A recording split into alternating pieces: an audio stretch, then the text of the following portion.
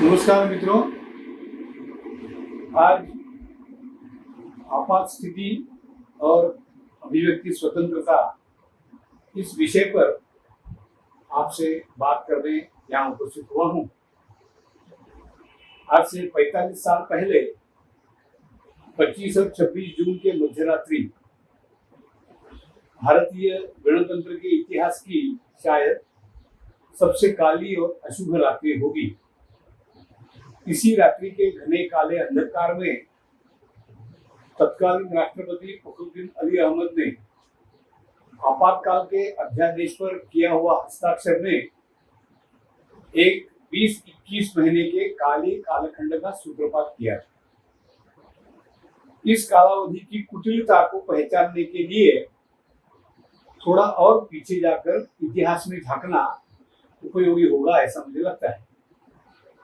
हम सब जानते हैं 1965 में भारत पाकिस्तान युद्ध हुआ था और उस युद्ध में भारत का विजय होने के पश्चात शांति वार्ता के लिए रशिया के ताशकंद में गए तत्कालीन प्रधानमंत्री लाल बहादुर शास्त्री की वहीं पर संदेहास्पद अवस्था में मृत्यु हो गई।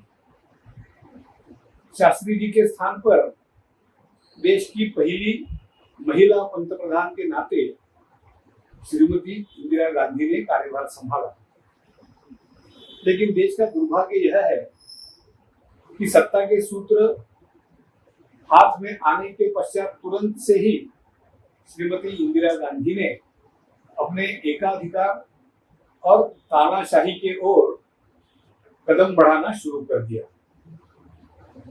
भारत के संविधान की पवित्रता, न्यायासन की निष्पक्षता, लोकतांत्रिक मूल्य और यहाँ तक कि सत्ताधारी दल भारतीय राष्ट्रीय कांग्रेस का अंतर्गत संगठनात्मक अनुशासन, इन सब के साथ खिलवाड़ करते हुए श्रीमती इंदिरा गांधी ने अपनी निजी सत्ता को मजबूत और कायम करने का दुस्साहस किया था।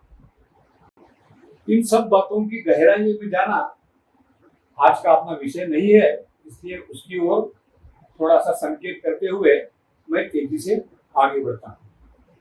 1969 में प्रधानमंत्री रहते हुए भी इंदिरा जी ने कांग्रेस में बगावत का झंडा फहराया।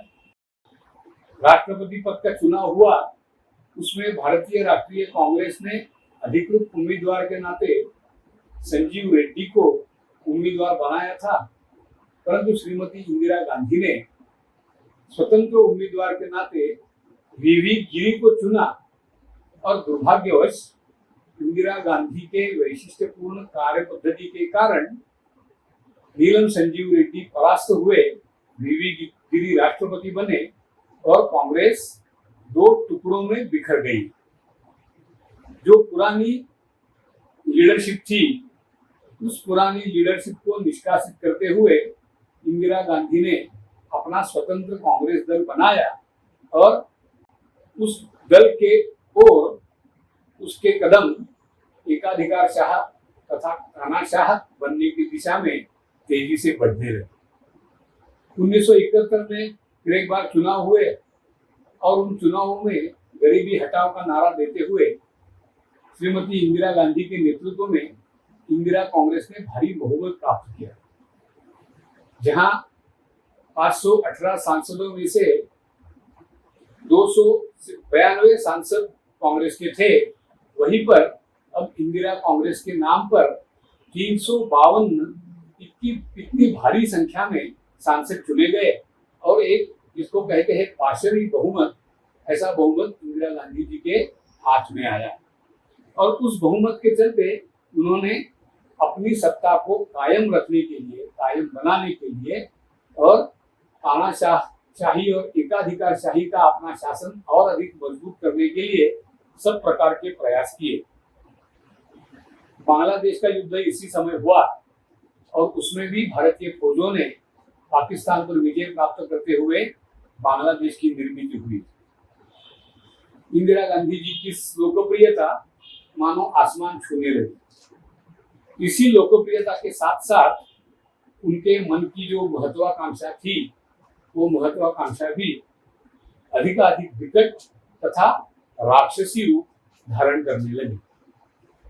कांग्रेस पार्टी पर उनकी हुकूमत इतनी अधिक थी कि उन दिनों देश के बहुतांश राज्यों में, लगभग 17 राज्यों में कांग्रेस का शासन चलता था, लेकिन वहां के शासन की नीति तथा मुख्यमंत्री कौन बने, यहाँ तक के धोरण इंदिरा गांधी के मर्जी के अनुसार ही लिए जाने लगे।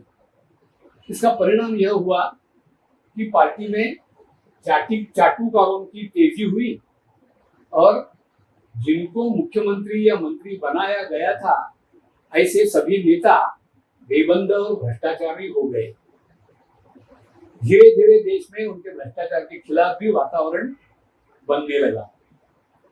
अगुवाई की गुजरात में वहां के छात्र शक्ति ने नवनिर्माण आंदोलन के नाम से 1972-73 में सरकार के भ्रष्टाचार के खिलाफ एक व्यापक आंदोलन छेड़ा और देखते देखते यह आंदोलन इतना प्रभावी हुआ कि उसमें चिमन भाई पटेल नाम के वहां के जो मुख्यमंत्री थे, उनके शासन को बर्खास्त करने की नौबत भारतीय राष्ट्रीय कांग्रेस पर आई। गुजरात के बाद बिहार में भी छात्रों ने ही अगुवाई करते हुए आंदोलन शुरू किया और वहां के मुख्यमंत्री गफूर उनके भ्रष्टाचार के खिलाफ वातावरण तेज बनते गया। आंदोलन की रणनीति इस प्रकार की रही कि धीरे धीरे आंदोलन की भावना और लोगों के मन का असंतोष देश भर में फैलने लगा। उस समय के बिहार के छात्र नेता अखिल भारतीय विद्यार्थी परिषद के राम बहादुर राय तथा गोविंदाचार्य, इन्होंने आंदोलन में सूझबूझ रहे, वो बिखरे ना, तरुणाई के उत्साह का गलत दिशा में प्रयोग ना हो, इस दृष्टि से बाबू जयप्रकाश नारायण जैसे सत्वशील नेता को आंदोलन का नेतृत्व करने की प्रार्थना की। तत्कालीन भारतीय जनसंघ के नेता राणाजी देशमुख जयप्रकाश नारायण के साथ इस आंदोलन में कूद पड़े और जयप्रकाश जी के नेतृत्व में संपूर्ण क्रांति आंदोलन के नाम से देश भर में एक आंदोलन की ज्वाला भड़कने लगी। इस आंदोलन का रूप धीरे धीरे इतना व्यापक बनते गया कि पूरे देश में एक असंतोष की लहर बाबू जयप्रकाश के नेतृत्व में आंदोलन के माध्यम से भड़कने लगी। गुजरात में शासन को बर्खास्त करना पड़ा था, बिहार में कांग्रेस शासन के खिलाफ वातावरण बना था और पूरे देश भर में कांग्रेस के भ्रष्टाचार के खिलाफ वातावरण बनना शुरू हो गया था।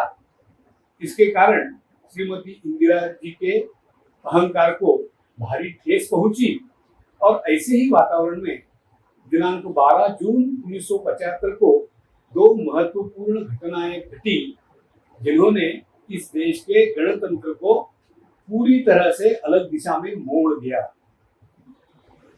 एक तो 1971 के चुनाव में इंदिरा गांधी के प्रत्याशी रहे, प्रतिद्वंद्वी रहे राजनारायण जी ने इंदिरा गांधी के चुनाव प्रचार के संदर्भ में एक याचिका उनके खिलाफ इलाहाबाद के उच्च न्यायालय में दाखिल की थी। प्रचार करते समय शासकीय यंत्रणा का अनुचित उपयोग करने का आरोप उन पर था। उसके अलावा पैसे बांटने जैसे गलत हथकंडों का भी आरोप उन पर मढ़ा गया था और 12 जून को इस याचिका का फैसला इलाहाबाद उच्च न्यायालय के न्यायमूर्ति सिन्हा जी ने सुनाया। इस फैसले के अनुसार श्रीमती इंदिरा गांधी जी का चुनाव रद्द-बातल किया गया, बर्खास्त किया गया उनका सांसद पद तथा आगामी 6 सालों के लिए उन्हें चुनाव लड़ने से मना कर दिया गया। स्वाभाविक ही इंदिरा गांधी जी संतप्त हो गई और दूसरी ओर आंदोलन ने और अधिक गति पकड़ी। इसी 12 जून के दिन और एक घटना हुई। गुजरात का शासन बर्खास्त होने के बाद वहां पर जो चुनाव विधानसभा के हुए थे, उन विधानसभा के चुनावों का परिणाम भी 12 जून शाम को प्रसिद्ध हुआ था और जिसमें गुजरात के कांग्रेस का पराभव हो चुका था। वहां पर जनता पार्टी के नाते बाबू भाई पटेल का शासन बनना तय हो गया। इन दोनों घटनाओं ने श्रीमती इंदिरा गांधी के खिलाफ आंदोलन करने वाले आंदोलनकर्ताओं का उत्साह बढ़ा। वहीं पर कांग्रेस के अंतर्गत इंदिरा गांधी जी के इर्द गिर्द जो चाटुकार फैल गए थे, उन चाटुकारों में और विशेषकर उस समय उद्दंड बने उनके सुपुत्र संजय गांधी, यह सब समूह संतप्त हो गया।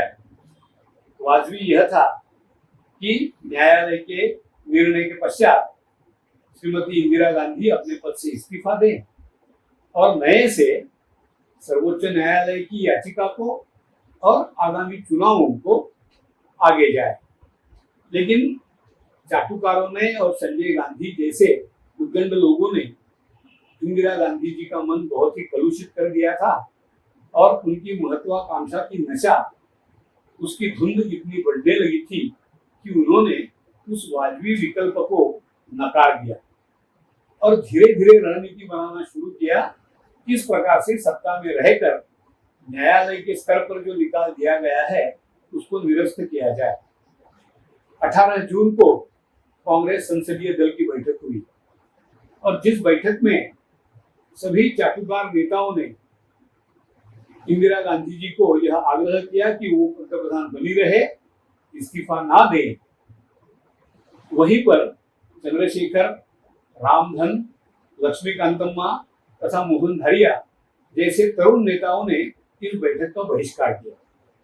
देश भर में एक प्रक्षोभ निर्माण हो गया। ऐसे में ही दिनांक 22 जून को जयप्रकाश नारायण जी के माध्यम से दिल्ली के बोट क्लब में एक विशाल रैली का आयोजन किया गया। लाखों की तादाद में दिल्ली के बोट क्लब के मैदान में शायद पहली बार इतनी बड़ी रैली उस दिन देखी होगी। और उस रैली की विशेषता यह है कि उसी रैली में इंदिरा गांधी जी को पहली बार लाखों लोगों की उपस्थिति में जयप्रकाश नारायण जी ने ऐसी चुनौती दी कि सिंहासन खाली करो, जनता आई है। 2 ही दिन पश्चात 24 जून को इलाहाबाद उच्च न्यायालय के फैसले के खिलाफ सर्वोच्च न्यायालय में जो याचिका दाखिल की गई थी, उस याचिका के सुनवाई में सर्वोच्च न्यायालय के मुख्य न्यायमूर्ति कृष्णा अय्यर जी ने इलाहाबाद उच्च न्यायालय के फैसले को स्थगिति देना उसे इनकार कर दिया और लगभग यह तय हो गया कि इंदिरा गांधी जी का सांसद पद रद्द-बातल हो गया। उनको अब इस्तीफा देने के सिवाय और दूसरा कोई उचित विकल्प नहीं रहा और इसलिए 24 जून को यह जो घटना हुई, उस घटना को ध्यान में मद्देनजर रखते हुए श्रीमती इंदिरा गांधी जी ने और उनके सहयोगी ने एक अलग, जिसको अनुचित, अत्याचारी ऐसा कहा जा सकता है, अनाचारी कहा जा सकता है, इस प्रकार का एक कदम उठाया और 25 जून के रात्रि सोए हुए राष्ट्रपति फखरुद्दीन अली अहमद को जगाते हुए संविधान की धारा 356 के अंतर्गत देश में आपातकाल लागू करने के अध्यादेश पर स्वाक्षरी करने के लिए उनको बाध्य किया गया और वहीं से शुरू हो गया भारतीय गणतंत्र में एक अत्यंत शर्मनाक कालखंड। और यहीं पर हम आते हैं कि देश की जनता के संविधान दत्त जो फंडामेंटल राइट्स थे, उनका गला किस तरीके से श्रीमती इंदिरा गांधी के पूरे समूह ने उनका गला किस तरह से घोटा। स्वाभाविक रूप से पहला आघात हुआ प्रसार माध्यमों पर और प्रसार माध्यमों पर आघात करने के माध्यम से हम आते हैं अभिव्यक्ति स्वतंत्रता की ओर। आजकल भारत तेरे टुकड़े होंगे जैसे नारा देने वाले समूहों का समर्थन करने के लिए अभिव्यक्ति स्वतंत्रता की गुहार लगाई जाती है, लेकिन जो ये गुहार लगाते हैं उनको आपात स्थिति के दरमियान श्रीमती इंदिरा गांधी के यानी भारतीय राष्ट्रीय कांग्रेस के शासन ने किस प्रकार से अभिव्यक्ति स्वतंत्रता का गला घोटा था, उसकी याद दिलाना आवश्यक रहेगा।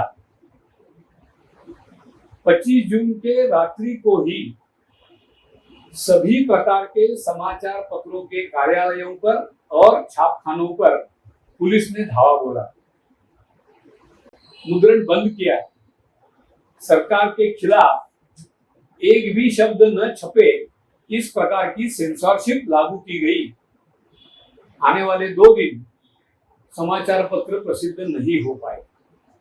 उसी के दरमियान शासन में चीफ प्रेस एडवाइजर नाम का एक नया पद निर्माण किया गया और समाचार पत्रों को और प्रसार माध्यमों को यह बाध्य किया गया कि समाचार पत्रों में एक भी शब्द चीफ प्रेस एडवाइजर के अनुमति के बिना छापा न जाए, प्रसिद्ध न हो।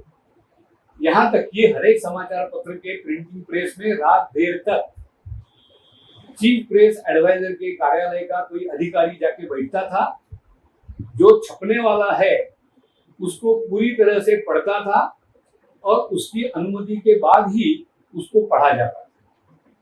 इतना ही नहीं, उस समय जो कार्यरत थे प्रमुख वृत्त संस्था press trust of India PTI, United news of India Uni, समाचार भारती तथा हिंदुस्तान समाचार, ऐसी 4 वृत्त संस्थाएं उस समय देश भर में कार्यरत थी। इन चारों वृत्त संस्थाओं को बर्खास्त कर दिया गया, उनके कार्यालयों को सील किया गया और एक ही सरकारी चैनल वृत्त संस्था समाचार के नाम से निर्माण की गई। आजकल हम चीन के जिंगहुआ वृत्त संस्था या ग्लोबल टाइम्स जैसे सरकारी माध्यमों की चर्चा करते हैं, जिसमें केवल सरकार की नीतियों का प्रचार करने की ही अनुमति रहती है। बाकी किसी भी प्रकार की वार्ताएं, सरकार के खिलाफ कुछ भी प्रचार साहित्य प्रसिद्ध न हो, इसकी चिंता की जाती है। उसी प्रकार से पूर्णतः सरकार के नियंत्रण में रहने वाले समाचार नाम के वृत्त संस्था का निर्माण किया गया और सभी स्वतंत्र वृत्त संस्थाएं और समाचार पत्रों पर मानो पाबंदी लगा दी गई। अब प्रसार माध्यम के गला घोटने के कारण अभिव्यक्ति स्वतंत्रता पर और इतना ही नहीं कि नागरिकों के सारे सिविल लिबर्टीज पर, नागरिक स्वतंत्रता के अधिकारों पर, फंडामेंटल राइट्स पर जो संविधान कर्ताओं ने बारीकी से लोगों को प्रदान किए थे, उन फंडामेंटल राइट्स पर भी पाबंदी आ गई, मर्यादाएं आ गई और उसको अंजाम देने वाले संविधान संशोधन धड़ल्ले से किए जाने लगे। 24वां संशोधन, 26वां संशोधन, 42वां संशोधन, यह प्रसिद्ध संशोधन है संविधान में किए गए आपातकाल की स्थिति में, जिसके माध्यम से इंदिरा गांधी जी की और इंदिरा गांधी जी की ही सत्ता सर्वंकष बने, कायम रहे, वो न्यायालय के परिधि के भी बाहर रहे, इस प्रकार का इंतजाम संवैधानिक माध्यमों का गला घोटकर भी किया गया, ऐसा हम देखते हैं। अब यहाँ पे सवाल पैदा होता है कि प्रसार माध्यमों ने इस पर किस प्रकार से प्रतिसाद दिया, रेस्पॉन्स दिया, या उसका किस प्रकार से प्रतिकार किया भी या नहीं। और केवल समाचार पत्रों का माध्यम ही नहीं, उदाहरण के लिए बताता हूँ, आंधी चित्रपट उस समय बना था गुलजार का, और उस आंधी चित्रपट श्रीमती इंदिरा गांधी पर बनाया गया है, ऐसा विषय ध्यान में लेते हुए उस चित्रपट पर पहले तो पाबंदी लगी, उसके बाद में भारी सेंसर कट उसमें लगाए गए। उसी प्रकार अमृतलाल नाहटा नाम के प्रोड्यूसर ने किस्सा खुर्शीका नाम का एक चित्रपट बनाया था, जिसमें शबाना आजमी ने काम किया था।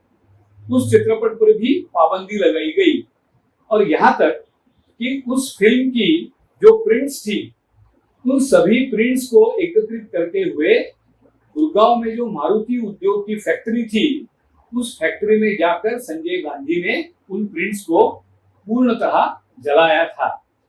तो सभी प्रकार के माध्यमों पर एक भारी संकट आपात स्थिति के नाम पर और सेंसरशिप के नाम पर श्रीमती इंदिरा गांधी के शासन में लगाए। तो प्रसार माध्यमों ने क्या किया? प्रसार माध्यमों का जो चरित्र आज हम सब लोगों के सामने है, उसकी पृष्ठभूमि पर इसका विचार अगर करें तो उसका उत्तर बहुत ही निराशाजनक आता है। एक ही प्रतिक्रिया आपको बताता हूं आगे चलकर जो भारत के सूचना और प्रसारण मंत्री बने, ऐसे एक वरिष्ठ भारतीय जनता पार्टी के नेता लालकृष्ण आडवाणी ने आपात के दरमियान प्रसार माध्यमों की स्थिति कैसे रही, इसका बहुत ही मार्मिक वर्णन करते हुए कहा था कि you were asked to just bend down, you preferred to crawl down. आपको कहा गया था कि आप थोड़ा सा झुके, लेकिन आपने तो जमीन पर लेटना और रेंगना पसंद किया।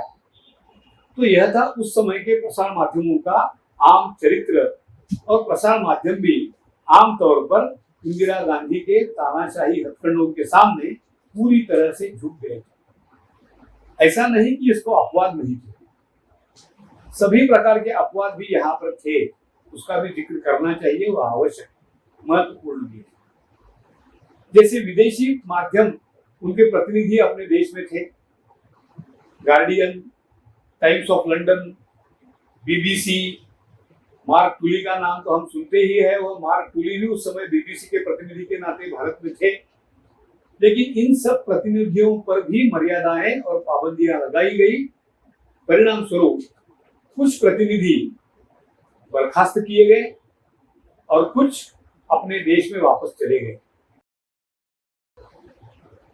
एमनेस्टी इंटरनेशनल नाम की जो अंतरराष्ट्रीय संस्था है, उस संस्था ने जो अहवाल प्रकाशित किया बाद में, उसमें कहा गया था कि 1,40,000 लोग इस समय maintenance of internal security act के चलते श्रीमती इंदिरा गांधी जी के शासन ने बंदी बना दिए।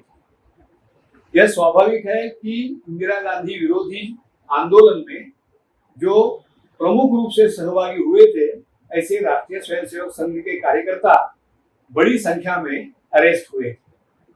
जैसे महाराष्ट्र में नासिक रोड सेंट्रल प्रिजन है, जहां पर शायद सबसे ज्यादा यानी 1100 की संख्या में मीसाबंदी थे, और उनमें से 811 राष्ट्रीय स्वयंसेवक संघ के कार्यकर्ता थे। 80 साल के भी ज्यादा उम्र रहने वाले बुजुर्ग संघ चालकों से लेकर 15-16 साल के तरुणों तक सभी प्रकार के कार्यकर्ताओं को, चाहे वो राष्ट्रीय स्वयंसेवक संघ के हो या विरोधी दलों के हो, जो शासन के विरोध में कुछ ना कुछ कार्य करता रहे, उन सभी को अनिश्चित काल तक बिना किसी अपराध के, बिना किसी पूछताछ के बंदी बनाया गया था। और उसके बारे में किसी भी प्रकार का प्रचार प्रसार माध्यमों से ना हो, इसकी पूरी सावधानी सेंसरशिप के माध्यम से बरती गई।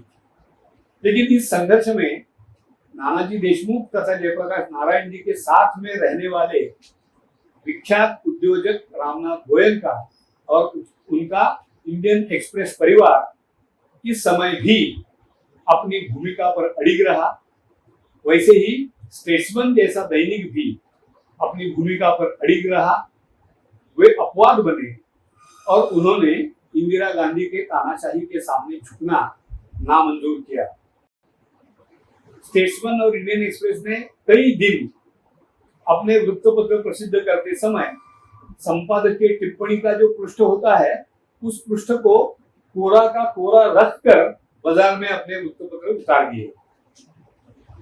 बाद में कई छोटे समाचार पत्रों ने उसी का अनुसरण किया। उसी प्रकार एडी गोरवाला, कुलदीप नैयर जैसे वरिष्ठ पत्रकारों ने भी आपात स्थिति के खिलाफ आवाज उठाने का प्रयास किया। एडी गोरवाला यह एक निवृत्त आईएएस ऑफिसर थे और उन्होंने ओपिनियन नाम का एक बहुत ही प्रतिष्ठित नियतकालिक चलाया था, जिसका स्वरूप पूर्णतः वैचारिक था। इस ओपिनियन के माध्यम से उन्होंने आपात स्थिति के खिलाफ जोर शोर से आवाज उठाई।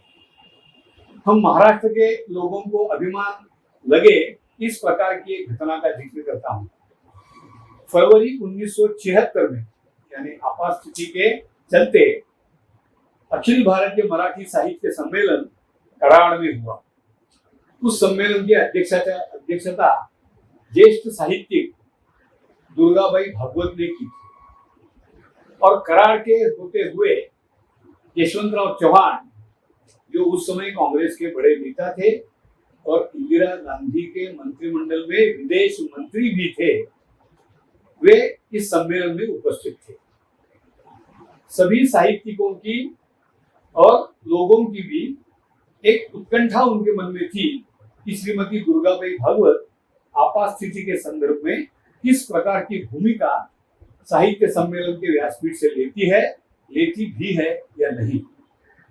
दुर्गाबाई भागवत ने एक बहुत ही अभूतपूर्व कदम उठाया।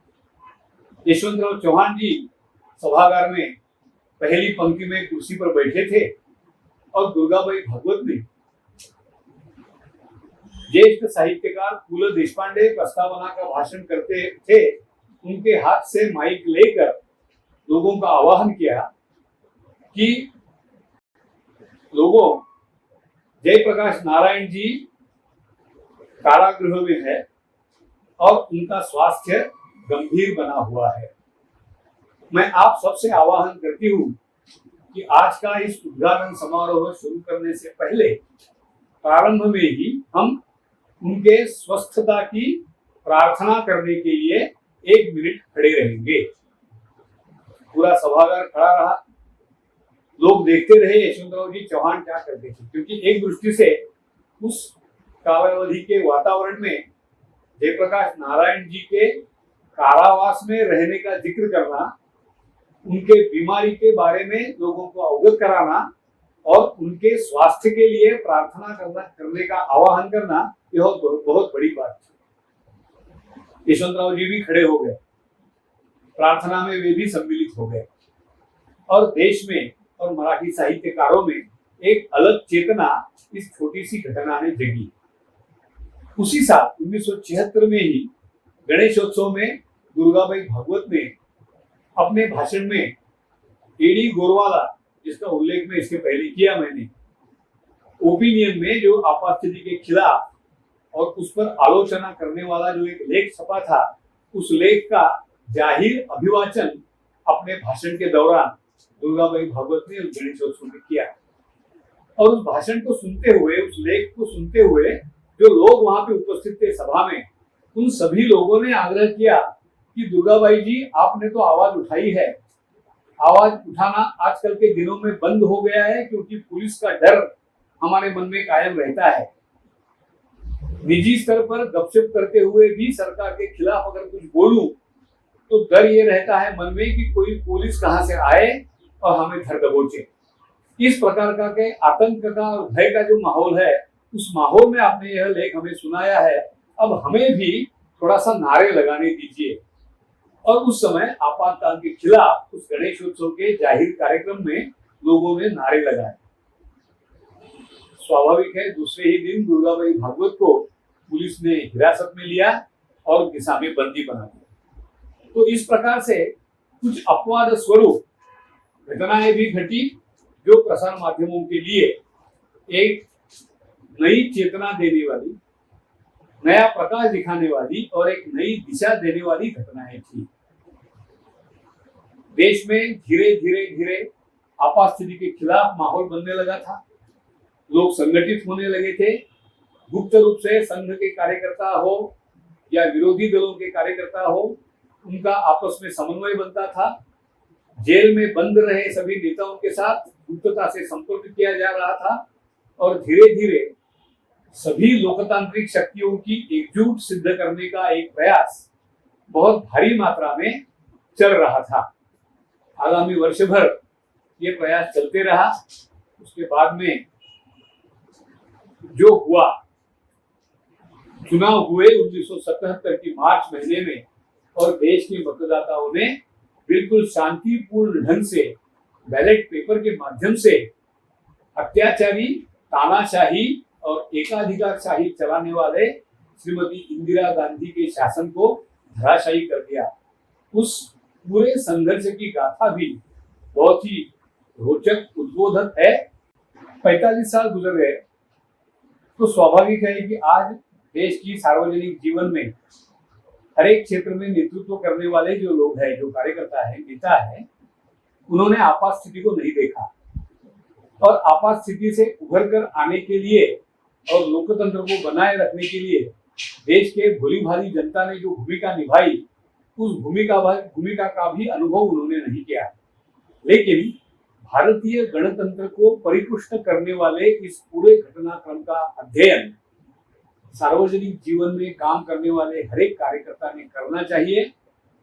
आज आपात स्थिति का एक तरह से स्मरण दिन है और इसलिए मैं सभी कार्यकर्ताओं को यह आह्वान करता हूं कि वे आपात स्थिति के संघर्ष के कालावधि का गहराई से अध्ययन करें और राजनैतिक क्षेत्र में कांग्रेस के नाम से हो चाहे कम्युनिस्टों के नाम से हो, आज जो कार्यकर्ता कार्यरत है, जो नेता कार्यरत है, उनके विचारधाराओं का प्रत्यक्ष चरित्र क्या है यह ठीक तरह से समझे। इसी के साथ मैं आज के इस विषय को समाप्त करता हूं। धन्यवाद, नमस्कार, भारत माता की जय।